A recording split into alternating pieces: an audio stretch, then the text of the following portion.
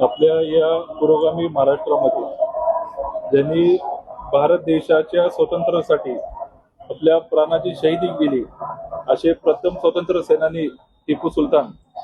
यांच्या विरोधामध्ये महाराष्ट्राचे मुख्यमंत्री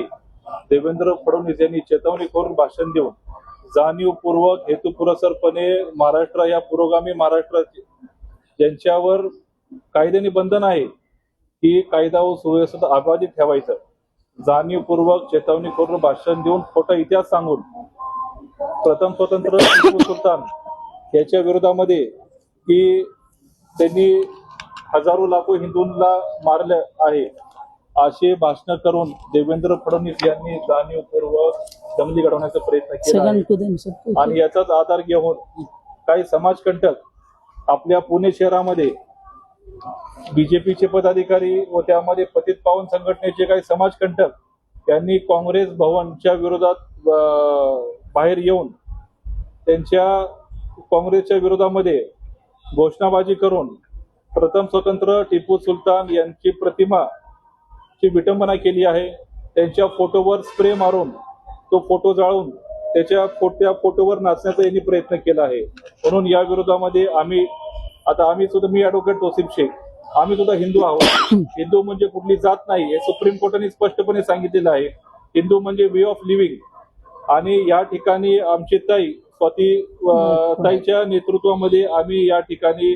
हजरत टिपू सुलतान याच्या जे काही विटंबना झाली आहे या विरोधामध्ये गुन्हा दाखल करण्यासाठी शिवाजीनगर पोलीस स्टेशन इथे आलो आहे। कारण टिपू सुलतान यांची प्रतिमा हे संविधानामध्ये आहे आणि एवढंच नाही तर मनुवाद्याच्या विरोधामध्ये यांनी लढाई लढून दलित महिलांसाठी स्तनकर जे होतं काय मनुवाद्यांचं जे स्त्रियांच्या विरोधामध्ये ते हटवण्याचं काम या हजरत टिपू सुलतान यांनी केले आहे। आणि आपल्या पुणे शहरामध्ये जर वॉर मेमोरियल पाहिलं आपण घोरपडीमध्ये जे आहे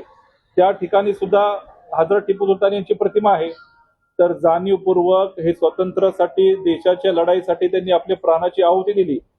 यांची बदनामी करून यांची विटंबना केली म्हणून देवेंद्र फडणवीस पतित पावन संघटना व बीजेपीच्या लोकांविरोधात गुन्हा दाखल करण्यासाठी आम्ही आज शिवाजीनगर पोलीस स्टेशन इथे येऊन डीसीपी रावले साहेब असतील, एसीपी चंद्रकांत भोसले साहेब आहेत, सिनियर पीआय आपल्या दिगावकर साहेब आहेत, पीआय आहेत, आपले एपीआय साहेबांनी आम्हाला आश्वासित केले आहे की येणाऱ्या काही दिवसामध्ये आज त्यांनी दखल घेऊन आमचा अर्ज इन्व्हर्ट दिलेला आहे। येणाऱ्या काही दिवसामध्ये आम्ही याच्यावरती गुन्हा दाखल करू